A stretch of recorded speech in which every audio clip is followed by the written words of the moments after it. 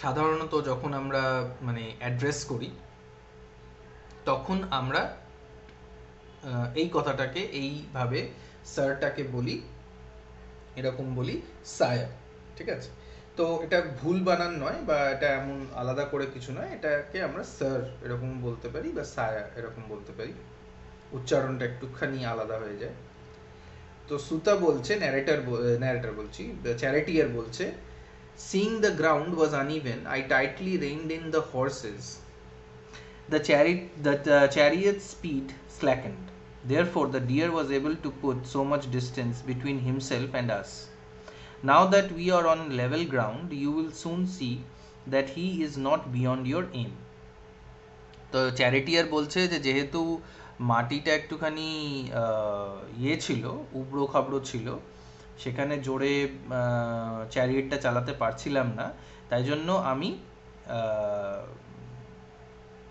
ঘোড়াদের যে ইয়েটা ছিল, যে লাগামটা ছিল, সেটাকে হালকা করে দিয়েছিলাম, এবং লাগাম হালকা করে দিতেই ঘোড়াগুলো আস্তে আস্তে ছুটতে লেগেছিল, এবং তাই জন্য দেখা গেছিলো যে ডিয়ারটা অনেক দূরে বেরিয়ে গেছে, অনেক আগে চলে গেছে। না হলে এখন আমরা আবার প্লেন গ্রাউন্ডে আছি, সমতল ভূমির ওপরে আমরা যাচ্ছি। তো এখন দেখবেন আপনার পক্ষে হরিণটাকে মারাটা খুব একটা কঠিন কিছু হবে না।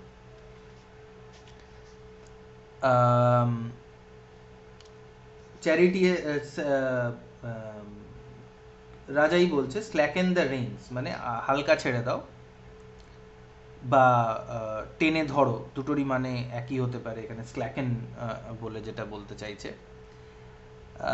চ্যারিটিয়ার বলছে, অ্যাজ হিজ ম্যাজেস্টি কমান্ডস, মাইমস increased speed of the chariot, see sir.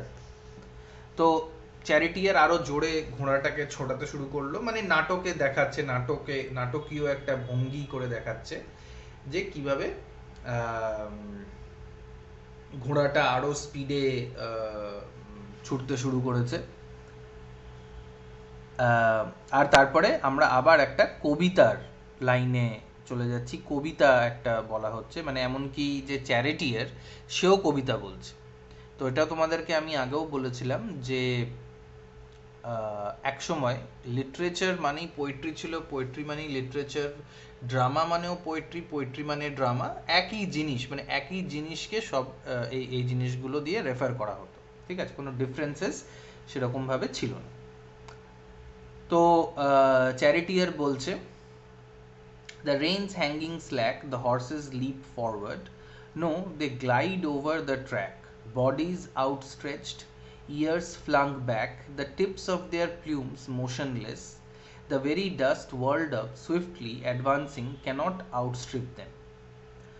তো ঘোড়ারা কেমন করে ছুটছে সেটার ব্যাপারে এখানে বলছে যে রেইনগুলো, মানে লাগামটা একদম টাইট হয়ে বসে আছে বা টাইট হয়ে রয়েছে, আর ঘোড়াগুলো লাফ দিয়ে এগিয়ে যাচ্ছে, লিপ ফরওয়ার্ড করছে। লিপও নয়, মনে হচ্ছে যেন তারা ওই মাঠের ওপর দিয়ে, ওই ট্র্যাকের ওপর দিয়ে, ওই রাস্তার ওপর দিয়ে যেন উড়ে চলে যাচ্ছে। Bodies outstretched, ears flung back. আর ইম্যাজিন করো যে ঘোড়ার যে ইয়েটা, যে বডিটা, সেটা এরকম স্ট্রেচড আউট হয়ে গেছে, মানে পা দুটো একদম পেছনে, হাত সামনের পা দুটো একদম আগের দিকে, মানে যখন একদম প্রচণ্ড স্পিডে ঘোড়াটা দৌড়চ্ছে, ওটাকে এমনভাবে ইম্যাজিন করো। ইয়ার্স ফ্লাং ব্যাক, আর যে কানগুলো ছিল সেগুলো হাওয়ার চোটে বা ওরকম দৌড়ানোর চোটে পেছনের দিকে এরকমভাবে ঘুরে গেছে, যেমন ঘোড়া যদি খুব জোরে দৌড়ায় তখন ওরকম দেখা যায়। টিপস অফ দেয়ার প্লিউমস মোশনলেস, আর প্লিউম বলতে পালক। ঘোড়াগুলোকে সাজানো হয়, যেহেতু এটা রাজার ঘোড়া, খুব সুন্দরভাবে সাজানো হয়।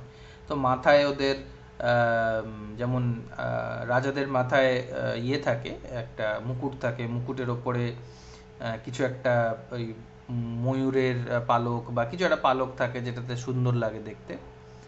তো প্লিউমস যেগুলো আছে, ওদের যে ঘোড়ার যে কি বলবো, ঘাড়ের ওপরে যে চুলটা থাকে, সেটাকেও প্লিউমস বলা যেতে পারে। সেগুলো যেন মোশনলেস হয়ে গেছে। মানে যখন কোনো একটা জিনিস এত স্পিডে থাকে যে ওটা চলছে না দাঁড়িয়ে আছে বোঝা যায় না, তখন সেটাকে আমরা বলতে পারি যে ওই জিনিসটা এত স্পিডে চলছে যে ওটা মনে হচ্ছে মোশনলেস, কিন্তু অ্যাকচুয়ালি ওটার মধ্যে মোশন আছে। যেমন ধরো আমরা যখন ট্রেনে করে যাই, ট্রেনটা যদি খুব স্পিডে যায় তাহলে আমাদের মনে হয় যে আমরা একটা জায়গাতেই দাঁড়িয়ে রয়েছি আর গাছপালা বা ওই ইলেকট্রিকের যে তারগুলো, ইলেকট্রিকের যে পোলগুলো হয় সেগুলো শাঁসা করে আমাদের পাশ দিয়ে চলে যাচ্ছে। And this is the scientific theory, এটার পেছনে একটা আছে। আমার মনে হয় এটাকে ডপলার্স ইফেক্ট বলে। তোমাদের মধ্যে কেউ 12 অবধি সায়েন্স পড়েছো কি? স্যার আমার ছিল। হ্যাঁ, তো তুমি ডপলার্স ইফেক্টের ব্যাপারটা বলতে পারবে যে এরকম ধরনের কোনো জিনিস হয় কিনা? স্যার আমি অ্যাকচুয়ালি বায়োসায়েন্সে ছিলাম, তো আমার ফিজিক্স ছিল না, সো ফিজিক্সের থিওরির ব্যাপারে আমি ও, বেশি কিছু জানি না। ওকে ওকে ওকে, ঠিক আছে। বাট আমি যতদূর জানি, মানে অনেক কাল আগে পড়েছিলাম, যে ডপলার্স ইফেক্ট বলে এক ধরনের হয়, কি বলে, এক ধরনের একটা ইফেক্ট হয়। সেখানে আমরা আমাদের মনে হয় যে আমরা একটা জায়গাতেই দাঁড়িয়ে রয়েছি, অথচ যখন আমরা খুব স্পিডে মুভ করি তখন আমাদের মনে হয় যে অন্য জিনিসগুলো খুব তাড়াতাড়ি তাড়াতাড়ি খুব স্পিডে আমাদের পাশ দিয়ে বেরিয়ে যাচ্ছে। এখানেও সেরকমই হচ্ছে। এখানে এমন একটা মনে হচ্ছে ইয়ের সুতার, মানে যে চ্যারিটির যে ঘোড়ার গায়ে যে লোমটা থাকে, ঘোড়ার যে কেশটা থাকে, সেই কেশটা মোশনলেস হয়ে গেছে। এত স্পিডে যাচ্ছে ঘোড়াটা যে ওটা যেন মনে হচ্ছে একটা জায়গাতেই স্থির হয়ে গেছে, কারণ ওটা ওই মোশনে এদিক থেকে ওদিক করতে কিছু পারছে না। ঠিক আছে। তারপরে বলছে the very dust world of swiftly advancing cannot outstrip them. তারপরে যখন ঘোড়াটা ওই খুরগুলো মাটির মধ্যে ফেলছে, সেটাও এত স্পিডে যাচ্ছে যে মানে ওই যে ধুলোটা যেটা উঠছে, ধুলোটার নিচে নামার আগেই ঘোড়া বা রথটা আরো ধুলো উড়িয়ে দিয়ে চলে যাচ্ছে। মানে ধুলোটা সেটেলও হতে পারছে না, তার আগেই দেখা যাচ্ছে যে ঘোড়াটা তারও আগে ছুটে চলে যাচ্ছে। ঠিক আছে। কিং এক্সাল্টিং, কিং খুশি হচ্ছে, কিং এক্সাইটেড হয়ে যাচ্ছে। See how they excel even Harry's bright horses. Harry বলতে এখানে ইন্দ্রকে বোঝানো হচ্ছে। বইয়ের নিচে আমার কাছে যে বইটা আছে সেখানে নিচে লেখাই রয়েছে ইন্দ্রর ব্যাপারে এখানে বলা হচ্ছে। হারি বলতে এখানে ইন্দ্র। ঠিক আছে। হারিজ ব্রাইট হর্সেস মানে হরির মানে ইন্দ্রের ঘোড়ার থেকেও দেখা যাচ্ছে যে ওর ঘোড়া মানে রাজার ঘোড়া অনেক জোরে ছুটছে। এরকম ধরনের কম্প্যারিজনগুলো, এই যে ধরো আগে একটা জায়গায় কম্প্যারিজন হলো। আচ্ছা মিলন, আগের জায়গাতে মানে আগের যে লাইনগুলো ছিল, ডায়লগসগুলো ছিল, সেখানে ইয়ের কি যেন দুষ্যন্তের সাথে কোন দেবতার তুলনা করা হচ্ছে?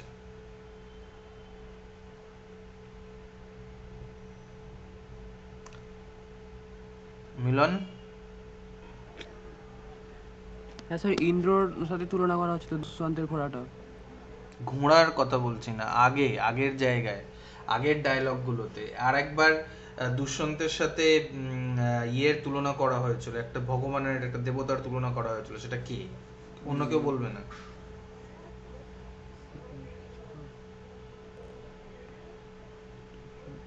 হ্যাঁ শিব আগের ছিল, ক্লাসে শিব। ছিলে? হ্যাঁ হ্যাঁ, স্যার, শিব। শিবের সঙ্গে তুলনা করা হচ্ছিল। পিনাকি। হুম হুম। পিনাকি কথাটা মানে হচ্ছে শিবের সাথে তুলনা করা হচ্ছিল। এবার এখানে হরির মানে ওর রাজার ঘোড়ার সাথে ইন্দ্রের ঘোড়ার তুলনা করা হচ্ছে। Bright horses therefore what was minute suddenly looms large. What's cleft down the middle seems to unite.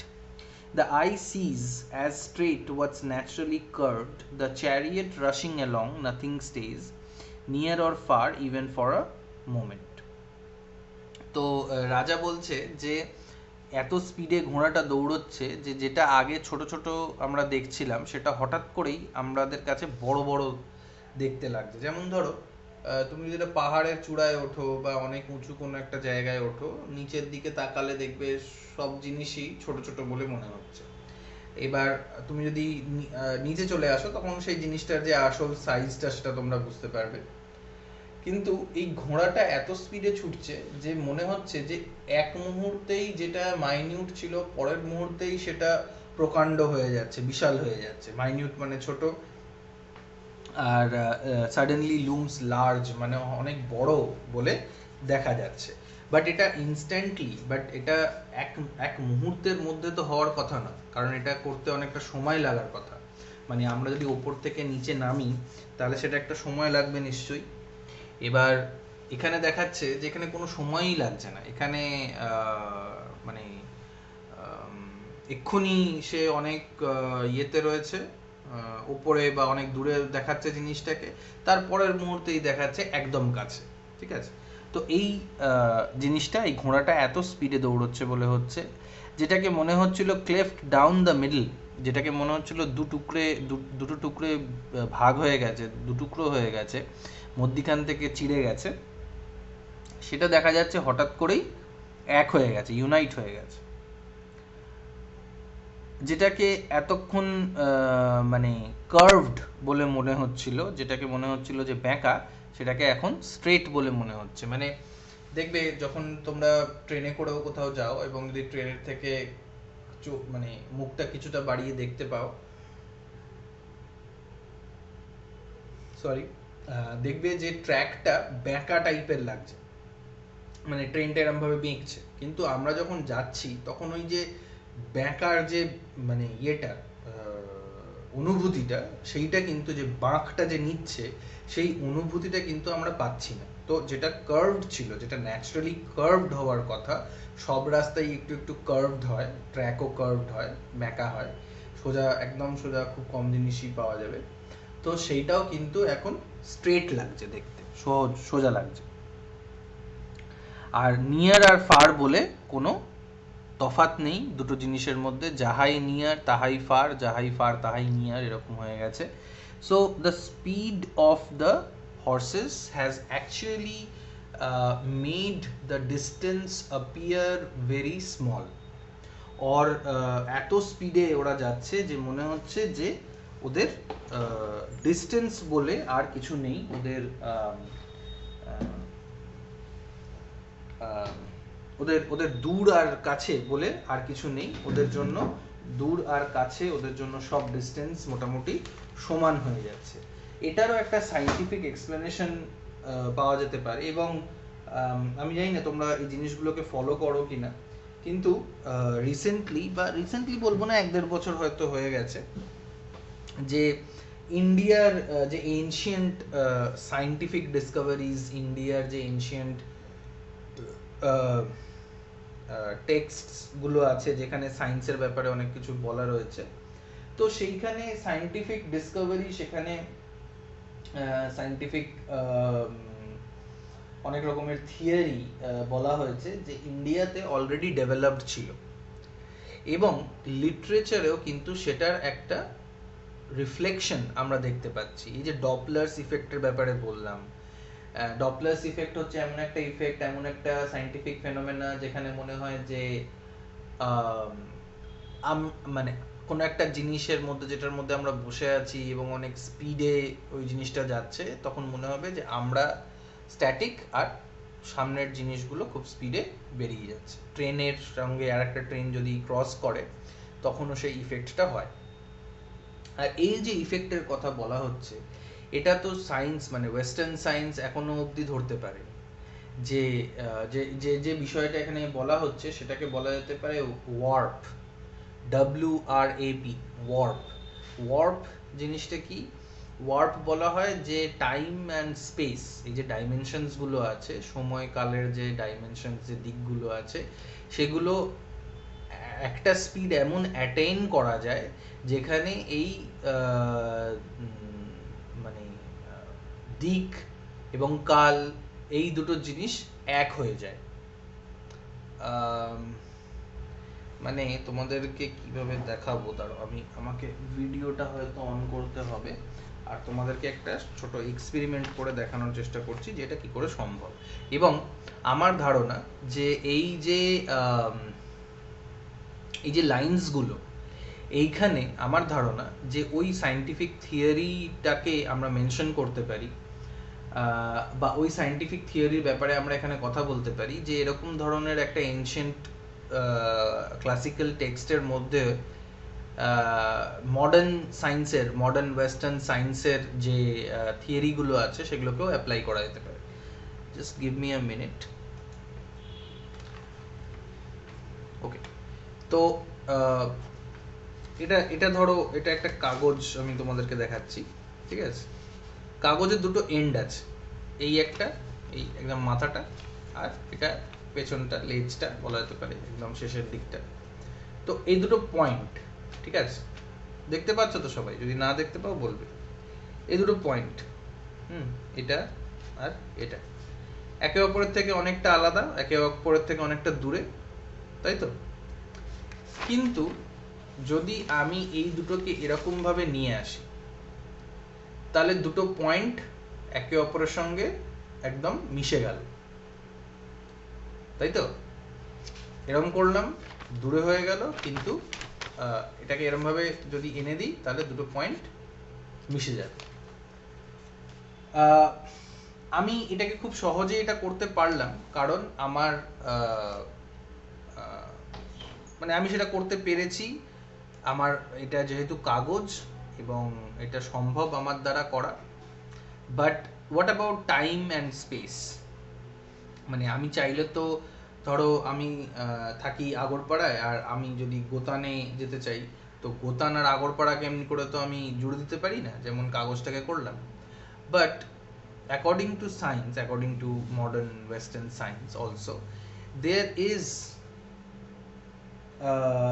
a way in which this can be attained, there is a way in which this can be done, and that is called the warp, time space warp. মানে বলা হচ্ছে যে time আর স্পেসের মধ্যে এমন কিছু কিছু জায়গা আছে যেখান থেকে তুমি এই একটা পয়েন্ট থেকে আরেকটা পয়েন্টে without any wastage of time, মানে ইনস্ট্যান্টলি, তৎক্ষণাৎ তুমি পৌঁছে যেতে পারো। অ্যান্ড সামহাউ আই বিলিভ যে দুষ্যন্ত এই যে কথাগুলো যখন বলছে যে what was minute suddenly looms large, what's cleft down the middle seems to unite, এটা তৎক্ষণাৎ যে ঘটনাটা হচ্ছে সেই ঘটনাটার ব্যাপারেই এখানে বলা হচ্ছে। একটা অফ স্টেজ একটা ভয়েস আসলো, মানে স্টেজের বাইরে থেকে একটা ভয়েস আমরা দেখতে পাচ্ছি এখানে। Ho there, stop, hold, O king, this deer belonging to the hermitage ought not to be struck down, আহা, do not kill him, O king. তো আমরা দেখতে পাচ্ছি না যে স্টেজের ওপরে কে আছে, কিন্তু একটা আওয়াজ এসছে, একটা আওয়াজ ইয়েকে, রাজাকে বারণ করছে যে এই ডিয়ারটা হার্মিটেজের, আশ্রমের, আর এটাকে মারা যাবে না, এটাকে মেরো না রাজা। চ্যারিটিয়ারও শুনছে, এদিক ওদিক তাকাচ্ছে। Your majesty, here are ascetics standing shielding the black buck who is now right in your arrow's path. তো এবারে চ্যারিটিয়ার ইনফর্ম করলো রাজাকে যে রাজা, আপনি দেখুন এখানে যে সাধুরা আছে তারা ওই ব্ল্যাক বাকটাকে, তারা ওই হরিণটাকে ঘিরে দাঁড়িয়ে রয়েছে, আর যাতে আপনি ওই হরিণটাকে না মারতে পারেন। তো রাজা বললো আচ্ছা ঠিক আছে, দাঁড় করিয়ে দাও, আমরা থেমে যাই। একজন অ্যাসেটিক আসলো, একজন সাধু আসলো, তার সঙ্গে তার অনুগামীও ছিল, তার সঙ্গে তার ডিসাইপল ছিল। অ্যাসেটিক নিজের হাত দুটো জোর করে বলল, this deer is of the hermitage, O king, he should not be killed, no no, do not strike him down. তো বলছে যে সাধুটা বলছে যে রাজা তুমি একে মেরো না, এই এই এই হরিণটা আমাদের আশ্রমের হরিণ, একে মারা চলবে না, একে তুমি মেরো না। তারপরে আবার একটা গান বা একটা পোয়েমের লাইন শুরু হয়ে গেল। How fragile the life the of this deer, how cruel your sharp pointed arrows, swift winged.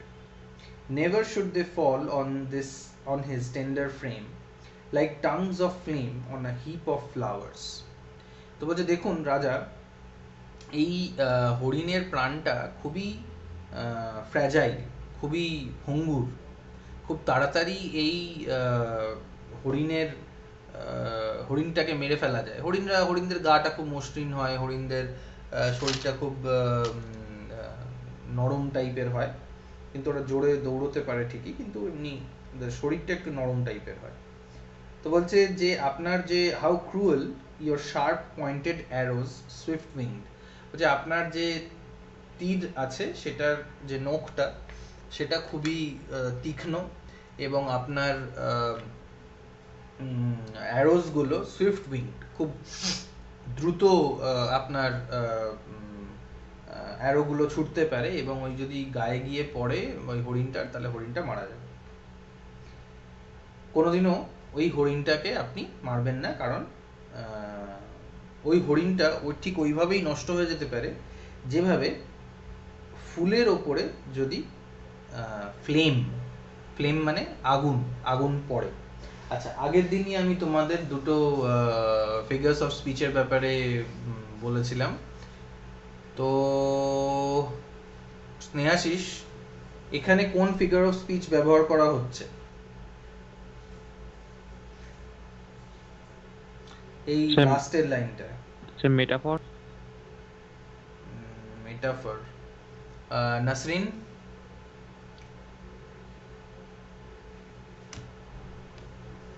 Nasrin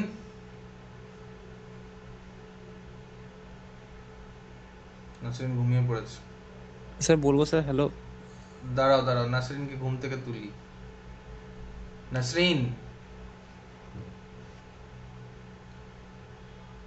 তুমি যদি আমার কথা শুনতে পাও তাহলে অ্যাটলিস্ট চ্যাটে মেসেজ করো। যদি কোনো কারণে তুমি আনমিউট না করতে পেরে থাকো তাহলে চ্যাটে মেসেজ করো। Otherwise, I would think that you are doing something else, or you have just logged in and not listening and doing something else. Nasreen. Okay. All right. হ্যাঁ, বলো স্নেহাশিস। স্যার এটা সিমিলি হবে স্যার, এখানে like দেওয়া আছে, আমি ঠিক লক্ষ্য করিনি স্যার। Exactly, yes.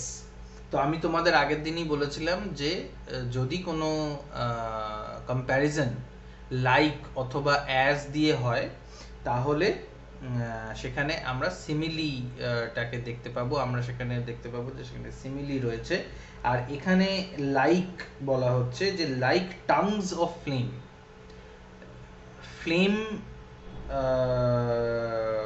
টাকে, আগুনটাকে, ফ্লেম বলতে এখানে আগুন, ফ্লেমটাকে এখানে টাঙের সাথে তুলনা করা হয়েছে, একটা জীবের সাথে তুলনা করা হয়েছে। কারণ আগুনের যে দাউ দাউ করে যখন আগুনটা জ্বলে তখন ওটার যে শিখাগুলো থাকে সেগুলো কিন্তু অনেকটা ওই জীবের মতন দেখতে লাগে।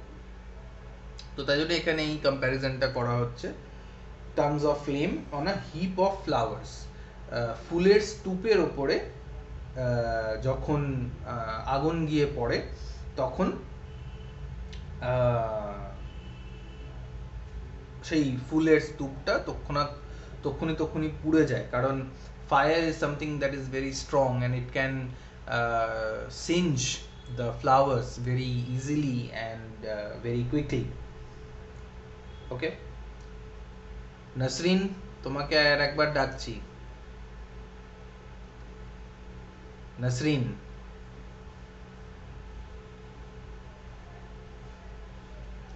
ওকে। তারপরে বলছে quickly withdraw your well aimed arrow, bound to protect the distressed, not strike the pure. এই কথাটা আলাদা করে রাজাকে কেন বলছে? আহ, ইয়ে আহ, এই অ্যাসেটিকটা এই এই সাধুটা এই কথাটা কেন বলছে যে তোমার যে অ্যারোটা আছে, তোমার যে ওয়েল এইমড অ্যারো, মানে তোমার অ্যারো কোনো সময় মিস করে না, তোমার তীর ঠিক নিশানাতে গিয়েই লাগবে। তো সেইটাকে তুমি উইথড্র করে নাও, সেটাকে তুমি ইয়ে করে নাও, নিজের কাছে নিয়ে নাও, গুটিয়ে নাও। কারণ এই তীরটা তৈরি করা হয়েছে যারা ডিস্ট্রেসড, যারা দুর্বল, যারা সমস্যায় পড়েছে, যাদের কষ্ট কষ্ট হচ্ছে, ডিস্ট্রেসড যারা, তাদেরকে প্রোটেক্ট করার জন্য, নট স্ট্রাইক দ্য পিওর। যারা পিওর হার্টেড, যারা ইনোসেন্ট, তাদেরকে স্ট্রাইক করার জন্য নয়। এটা এটা এই তীরটা তুমি তৈরি করেছো, বা এই তীরটা তোমাকে দেওয়া হয়েছে, বা এই তীরটা তোমার ব্যবহার করা উচিত দুঃখ, যারা যারা কষ্টে আছে তাদেরকে প্রোটেকশন দেওয়ার জন্য, not to strike the pure, মানে যারা পবিত্র প্রাণী তাদেরকে, তাদের ওপর আঘাত করার জন্য নয়। এটার মধ্যে একটা আয়রানি আছে, বাট আয়রানি আগে জিনিসটা কি সেটা আমি তোমাদেরকে বলি, বা বলারও আগে আমি তোমাদেরকে জিজ্ঞেস করি যে তোমরা বলো যে আয়রানি কথাটার মানেটা এখানে কি। What do you understand by the term irony? Arnab, irony মানে? স্যার আইরনি মানে বিদ্রুপ করা এরকম। একটা উদাহরণ দাও। উম, কাউকে ইনসাল্ট করা। মানে উদাহরণ দাও। ঠিক মনে পড়ছে না। সোমা, কোনো উদাহরণ দিতে পারবে? না স্যার। মিলন? হ্যাঁ স্যার, আয়রনি বলতে মানে বিদ্রুপ করা, কিন্তু উদাহরণ বলতে বোঝানো যেতে পারে যে আপনার ধরুন কবিরা যেরকম আয়রনিক্যাল পোয়েটগুলো লিখতো, যেমন অন কিলিং আ ট্রি একটা কবিতা পড়েছিলাম, যেটা হচ্ছে আয়রনিক্যাল পোয়েম ছিল। অন কিলিং আ ট্রি ওকে। মানে ওই গাছটাকে যখন কাটা হচ্ছে সেটার বিদ্রোহ, সরাসরি বিদ্রোহ না করে একটা বিদ্রুপের ছলে কবিতা লেখা, সেটাকে কিন্তু আয়রনি বলা হচ্ছে। তা বিদ্রুপ আর আয়রানি কি একই জিনিস? হ্যাঁ, মানে হাসির ছলে মানে একটা সরাসরি বিদ্রোহ না করে বিদ্রুপের আকারে করা হচ্ছে। বিদ্রুপ আর বিদ্রোহ আলাদা, একটু আলাদা হবে। বিদ্রুপ আর বিদ্রোহের কথা বলছি না, বিদ্রুপ আর আয়রানি এই দুটো জিনিস কি এক? হ্যাঁ, একই হবে। ওকে। স্নেহাশিস? স্যার এই ব্যাপারে তো জানি না ঠিক। ও, তুমি তো নতুন এসছো এই পাড়ায়, তাই জন্য তুমি জানবে না। অপূর্ব? স্যার হোয়াট ইজ ওই আয়রানি? মিলন যেটা বললো আমার ওইটাই মনে হয় যে সরাসরি ভাবে কোনো জিনিসকে মানে সহজ কথায় না বলে সেটাকে ঘুরিয়ে বলার মাধ্যমে আর কি, মানে ওইটাই মনে হয়, ওই টাইপেরই হবে। ওকে, বাট কোনো, যেটা মিলন বললো যে কি অন কিলিং আ ট্রি, ওইখানের মিলন কোনো একটা সেন্টেন্স বা কোনো একটা হ্যাঁ সেন্টেন্সই বলতে হবে যেখানে তুমি আয়রনিটা পাচ্ছ।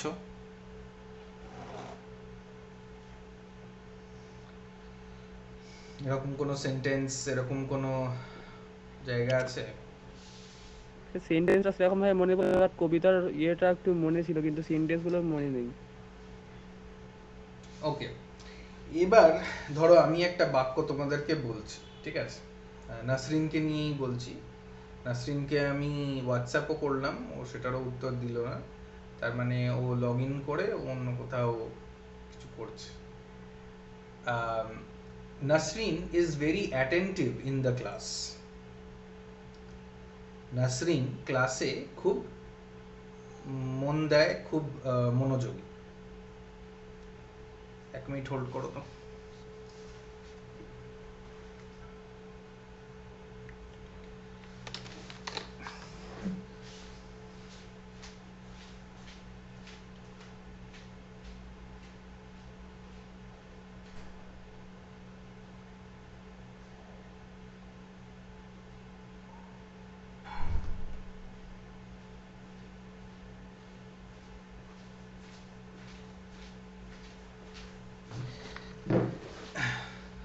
Sorry for the interruption.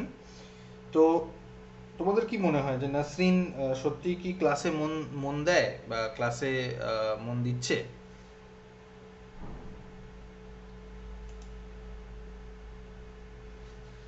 Hello, না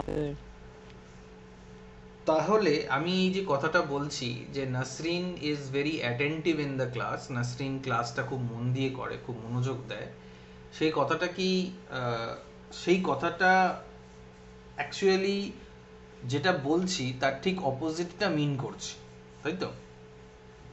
তো আয়রনি এটাকে লিখে নাও তোমরা। Irony is a figure of speech. Irony is a figure of speech where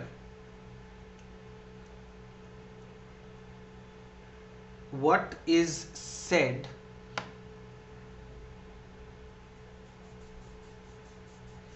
is sir what হয়ারের পর কি what বললেন? what is said is exactly opposite. What is said is exactly opposite to what is meant. What is said is exactly opposite to what is meant. মানে বাংলাতেও লিখে নাও যে irony হলো এমন একটা ফিগার অফ স্পিচ, এমন একটা অলংকার যেটাতে আমরা যা বলি তার ঠিক অপোজিটটা মিন করি। মানে আমি যেমন বললাম যে যা বলি তার ঠিক অপোজিটটা মিন করি।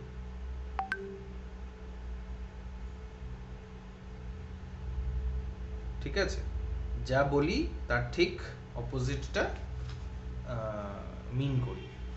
তো এখানে যেমন আমি বললাম যে Nasrin is very attentive in the class, তো সেটা ঠিক অপোজিটটাই হয় এবং অপোজিটটাই আমি তাহলে মিন করছি যে Nasrin is not at all attentive in the class, even when she is in the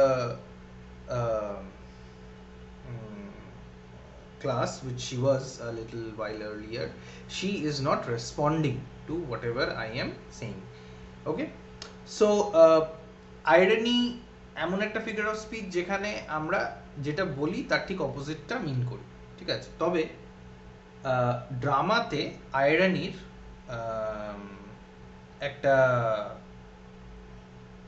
বা আয়রনির দুটো ভাগ আছে। আমরা ড্রামার ক্ষেত্রে দুটো ভাবে আয়রনিটাকে দেখতে পারি। কি কি ভাবে? এক হচ্ছে ভার্বাল আয়রনি, এটাও লিখে নাও। এক হচ্ছে ভার্বাল আয়রনি আর এক হচ্ছে সিচুয়েশনাল আয়রনি। স্যার প্রথমটা কি বললেন? ভার্বাল, VERBAL, VERBAL ভার্বাল, আর আরেকটা হচ্ছে সিচুয়েশনাল।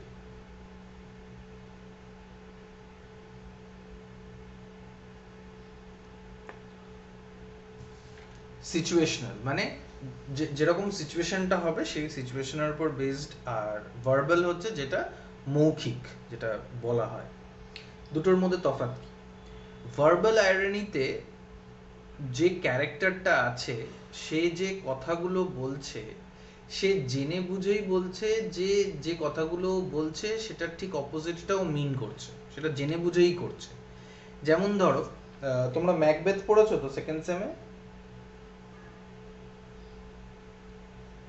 হ্যাঁ স্যার। আমার মনে হয় তোমাদের ম্যাকবেথ ছিল। হ্যাঁ, তো ম্যাকবেথে অনেক এমন জায়গা আছে যেখানে ধরো যখন ডাঙ্কান ইয়ের বাড়িতে আসছে, ম্যাকবেথের বাড়িতে আসছে, ইনভারনেসে আসছে, ওর ক্যাসেলে আসছে, তখন ম্যাকবেথ বা লেডি ম্যাকবেথ ওনাকে খুব খাতির করছে, খুব ভালো ভালো কথা বলছে, কিন্তু খুব ভালো করেই জানে যে ম্যাকবেথ বা লেডি ম্যাকবেথ দুজনে মিলে ডাঙ্কানকে খুন করবে। ঠিক আছে, So that is an example of a verbal irony. বা আমি ধরো এই যে ইয়েকে নাসরিনকে বললাম যে Nasrin is very attentive in the class, সেটা হয়ে গেল, সেটাও একটা এক্সাম্পল হবে ভার্বাল আয়রনি। কারণ আমি যেটা বলছি আমি ভালো করেই জানি যে সরি আমি সেটার অপোজিটটা মিন করছি, ঠিক আছে। আচ্ছা, মনোফা খাতুনকে স্যার ওটা শিল্পা খাতুন জানেন ওটা ছিল। আচ্ছা, শিল্পা তুমি আনমিউট করতে পারছো না?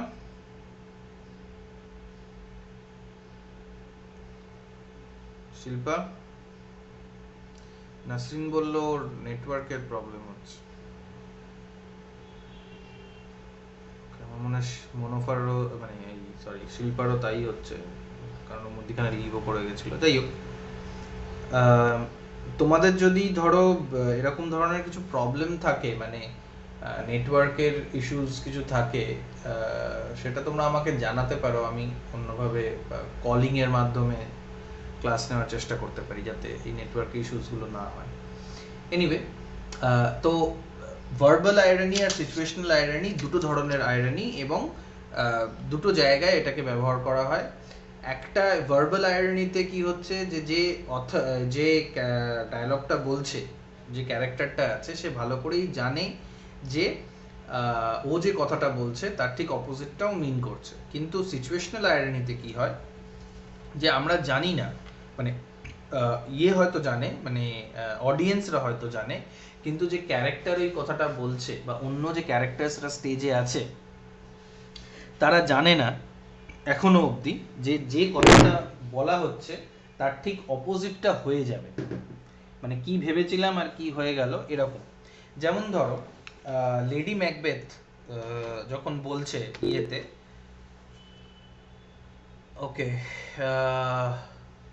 নেটওয়ার্কের প্রবলেম, আমি এটাকে রেকর্ড তো করছি, আশা করি এটা তোমাদের সাথে শেয়ার করতে পারবো যাতে তোমরা আবার শুনে নিতে পারো। লেডি ম্যাকবেথ বলছে মার্ডার সিনের পরে ম্যাকবেথকে যে a little water will wash this of blood, একটুখানি জল দিয়েই ধুয়ে দাও না, এত মানে সেন্সিটিভ হয়ে যাচ্ছ কেন, একটু একটা মার্ডারই তো করেছো, একটু রাজাকেই তো মেরেছো, এটাতে এত সমস্যা হওয়ার কি আছে, একটু জল দিয়ে হাতটা ধুয়ে নাও। তারপরে কারুর স্লিপ ওয়াকিং সিনটা মনে আছে? মিলন, স্লিপ ওয়াকিং সিন। হ্যাঁ, আমরা একদম ঘুমের মধ্যে দেখতে পাচ্ছিল যে খুন রয়েছে, তার সুবিধা দেখতে পাচ্ছিল সেই সিনটা। তো ম্যাকবেথ ঘুমের মধ্যে কোথায় ছিল? স্লিপ ওয়াকিং সিনটা কার, মানে স্লিপ ওয়াকিং সিনে মেন কে ছিল অ্যাক্ট 5 এ? আমরা তো তখন এখন পুরো এইচএস এর ওগুলো ইটেন ছিল না।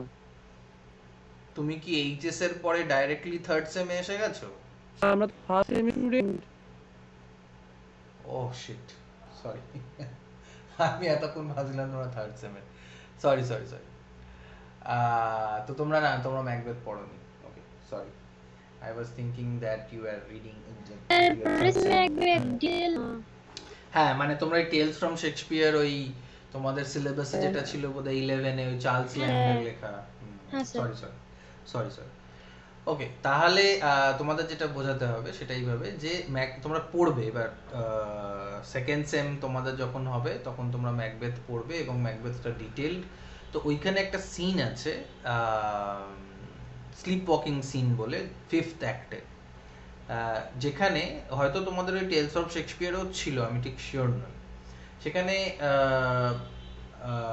লেডি ম্যাকবেথ মারা যাবে না, লেডি ম্যাকবেথ কি করবে যখন মানে মার্ডার হবে ডাঙ্কানের, তখন সে ম্যাকবেথকে বলবে যে মার্ডার সিনের পরে যে তুমি একটুখানি জল দিয়ে হাত ধুয়ে নাও, তোমার হাত পরিষ্কার হয়ে যাবে।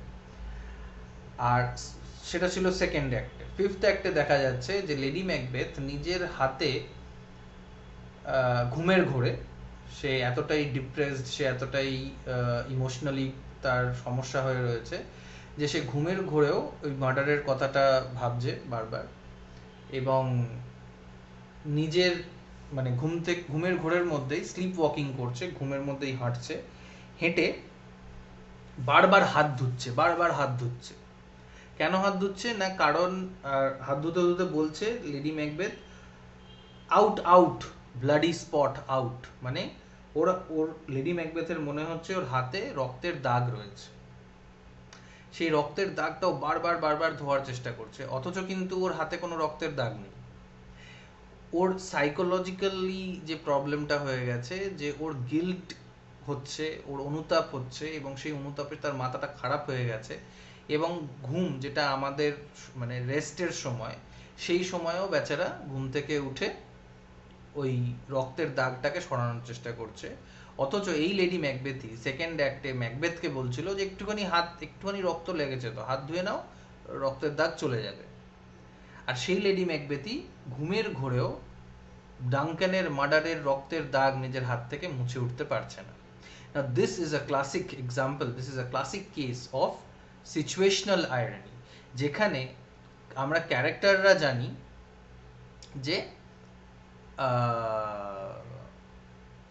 যে জিনিসটা বলা হচ্ছে, যে জিনিসটা করা হচ্ছে, সেটার থেকে বেশ অনেকটাই আলাদা বা অনেকটাই পুরো উল্টো একটা জিনিস ঘটবে কোনো একটা সময় প্লেয়ের মধ্যে।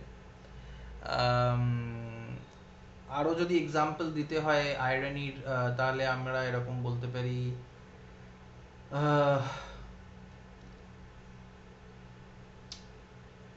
আয়রনির এক্সাম্পল কোনো পপুলার জিনিস থেকে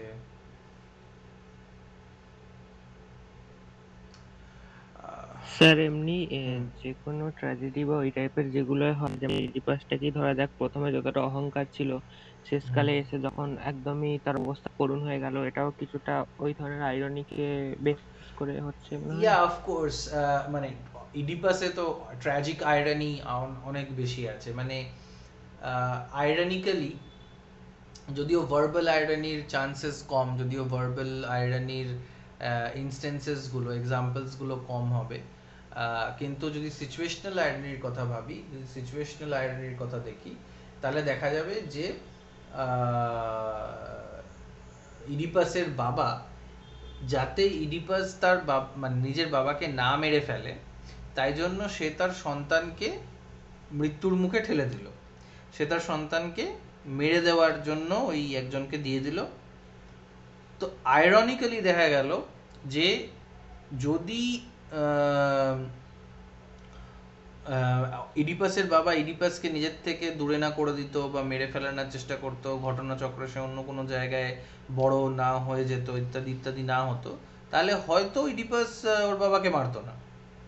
কিন্তু যেহেতু ও নিজের মৃত্যুটাকে পোস্টপন করার জন্য, নিজের মৃত্যুটাকে যাতে ওর মৃত্যুটা না ঘটে সেইটার জন্য চেষ্টা করাতে মৃত্যুটা একদম শিওর হয়ে গেল যে এই জিনিসটাই হবে। ঠিক আছে, so that is a case of, that is a classic case of tragedy, sorry irony. কিন্তু এবার বলো, এটা কি ভার্বাল আইরনি হবে না সিচুয়েশনাল আইরনি হবে? অপূর্ব, তুমিই বলো। স্যার একবার রিপিট করবেন, আমি ঠিক ধরতে পারলাম না। ইডিপাসের যে গল্পটা, ইডিপাসের গল্পটার যে মেন যে জিনিসটা হয়েছিল, সেটা কি সিচুয়েশনাল আইরনি হিসেবে ধরা হবে না ভার্বাল আইরনি হিসেবে ধরা হবে? স্যার মেনলি এটা তো সিচুয়েশনাল আইরনি, কারণ পুরো ঘটনাটা যেটা হয়েছিল সেই ঘটনাটা শেষ পর্যন্ত বিপরীত হলো, কিন্তু তা সত্ত্বেও এটা অন্য একদিক থেকে ভাবলে কিছুটা ভার্বাল আইরনির মতনও রূপ আসতে পারে। কি করে ভার্বাল আইরনি হবে?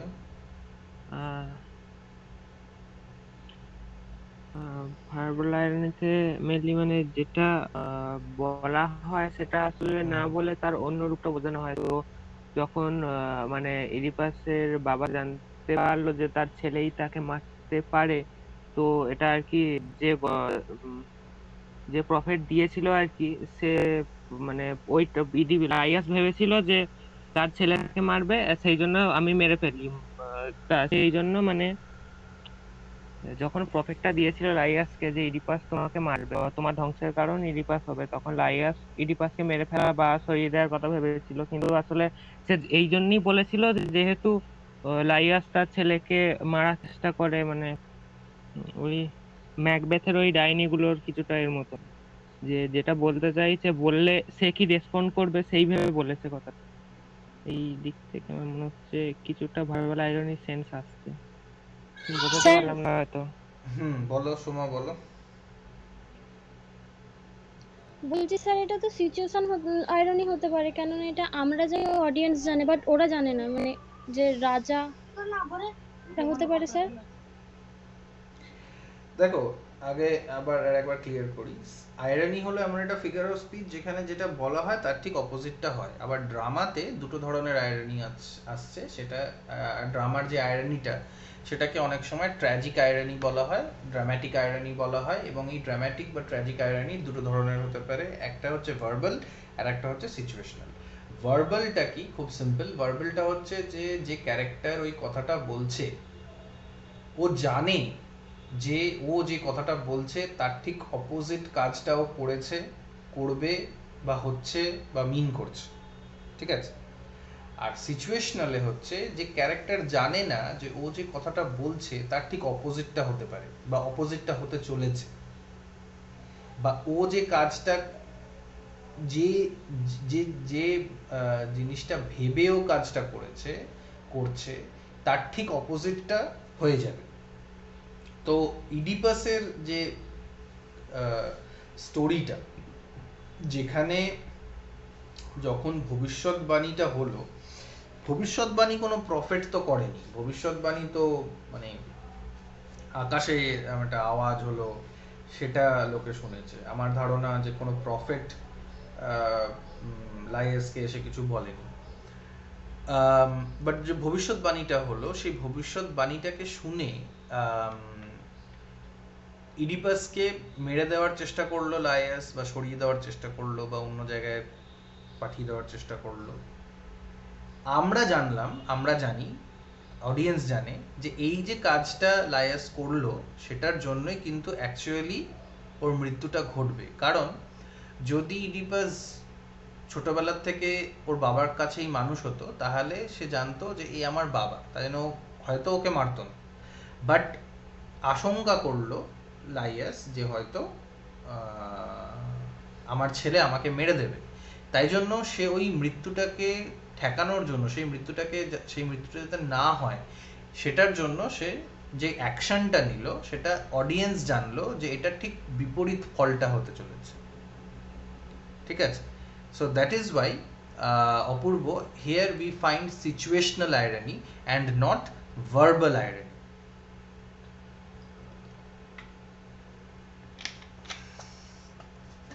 এবার দেখো, এইখানে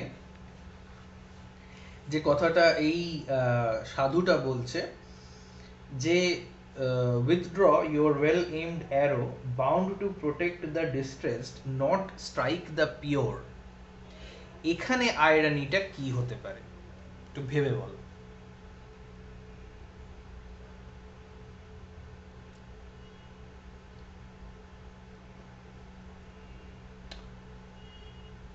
What could be? Why am I saying that there is a possibility of an irony here?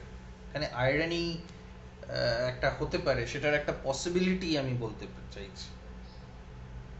গল্পটার হিসেবে বলো, তুমি যেটা জেনেছো সেটার হিসেবে বলো। স্যার কোন জায়গাটা, কোন লাইনটা বললেন একবার রিপিট করবেন?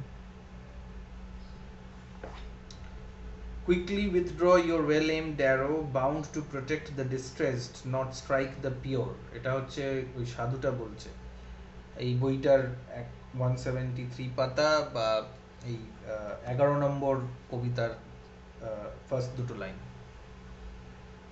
পেয়েছো অপূর্ব? হ্যাঁ স্যার পেয়েছি।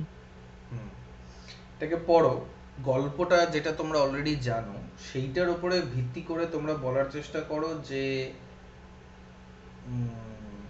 এটা এখানে কি আয়রনি রয়েছে, কারণ এটা তো সিম্পলি সাধুটা এটা বলার চেষ্টা করছে যে রাজা তুমি মেরো না, বা তোমার যে তুমি যে তীরটাকে টিপ করে রেখেছো, তীরটাকে টেনে রেখেছো, সেটাকে উইথড্র করে নাও, সেটাকে ফেরত নিয়ে নাও, কারণ তোমার এই তীরটা এই হরিণদের মতন পিওর অ্যানিমালদেরকে মারার জন্য নয়, তোমার তীরটা, তোমার অস্ত্র, তোমার শক্তি যারা দুস্থ তাদেরকে সাহায্য করার জন্য, তাদেরকে প্রোটেক্ট করার জন্য।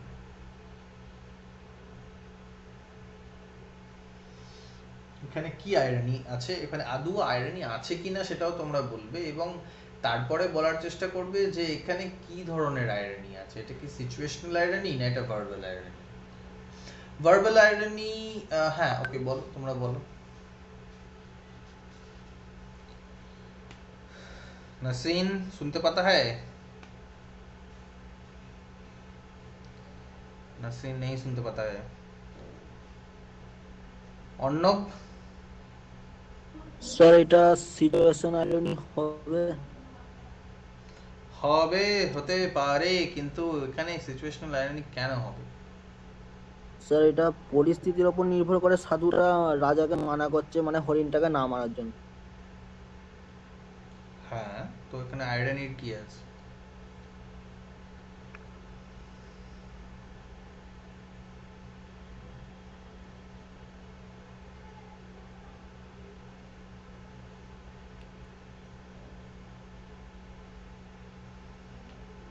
স্যার বলবো? বলো। আমার মনে হচ্ছে এটা সিচুয়েশন আইরনি হতে পারে, কেননা রাজা যেটা ভেবেছে মানে হরিণটাকে মারবে, কিন্তু তার উল্টোটা হবে, সে তো মারতে পারবে না সাধুটির কথাটা শুনে। হ্যাঁ, কিন্তু এখানে হরিণ মারার আর কথাটাও, মানে কথাটা আর আসছে না, এবার আসছে রাজাকে বলছে যে তোমার অস্ত্র, তোমার শস্ত্র, তোমার শক্তি যারা দুস্থ তাদেরকে প্রোটেক্ট করার জন্য, মারার জন্য নয়, যারা পবিত্র তাদেরকে মারার জন্য নয়। স্যার এখানে কি কি হবে? কোনো শকুন্তলাকে ইন্ডিকেট করা হচ্ছে কোনোভাবে? কিভাবে? মানে ধরুন যেহেতু তোরকে মানে ইয়েদেরকে ইনোসেন্টদেরকে স্ট্রাইক না করতে বলে, তো যেহেতু এখানে শকুন্তলা ইনোসেন্টের প্রতীক, তাই তাকে স্ট্রাইক না করতে বলছে, সেরকম একটা ব্যাপার। Yes, right. And ultimately irony যেটা হবে, যেটা উল্টোটা হয়ে যাবে, সেটা হবে এটা যে রাজা নিজের শক্তি বা রাজা নিজের ক্ষমতা বা রাজা নিজের যে তীরটা যেটা আছে সেটা দিয়ে অ্যাকচুয়ালি শকুন্তলাকে আহত করবে। আহত এরমভাবে করবে না যে ওর সাথে প্রেম করলো বা ওর সাথে বিয়ে হলো, সেটা আহত হওয়ার ব্যাপারটা নয়। আহত হবে শকুন্তলা তখন যখন দুষ্যন্ত শকুন্তলাকে চিনতে পারবে না এবং দুষ্যন্ত শকুন্তলাকে অপমান করবে, তখন উল্টো হয়ে যাবে। রাজার উচিত ছিল যে দুস্থ, যে সমস্যায় পড়েছে, যেমন শকুন্তলা শেল্টার চাইতে গেছিল, আশ্রয় চাইতে গেছিল, একজন ক্ষত্রিয়র কাজ হচ্ছে যে যে তার স্মরণে আসে তাকে সাহায্য করা, তাকে প্রোটেক্ট করা, তাকে প্রোটেক্ট করলো না, তাকে অপমান করলো, এবং সেটাই হয়ে যাবে হচ্ছে আইরনি। এবং অফকোর্স এটা সিচুয়েশনাল আইরনি, কারণ ক্যারেক্টার যে বলছে, যে সাধুটা বলছে, সে জানে না যে এরকম ধরনের ঘটনা ঘটবে, রাজা নিজেও জানে না যে এরকম ধরনের ঘটনা ঘটবে, কিন্তু অডিয়েন্স মানে আমরা জানি যে এরকম ধরনের একটা ঘটনা ঘটবে। ঠিক আছে, বোঝা গেছে ব্যাপারটা, আইরনি কি এবং কেন এটা আইরনি হলো, এবং এইভাবেই আমরা পরবর্তীকালে দেখব যে কি ধরনের আইরনি, মানে আর কোন কোন জায়গা থেকে আমরা এরকম ধরনের আইরনি পেতে পারি বা বুঝতে পারি। ঠিক আছে, আচ্ছা এখান থেকে কোনো তোমাদের প্রশ্ন, এনি কোয়েশ্চেন্স? ওকে, যদি কোনো প্রশ্ন না থাকে তাহলে তোমরা মিটিংটা লিভ করতে পারো, আর আমরা আবার মঙ্গলবার যদি ক্লাস থাকে মঙ্গলবার আমরা ক্লাস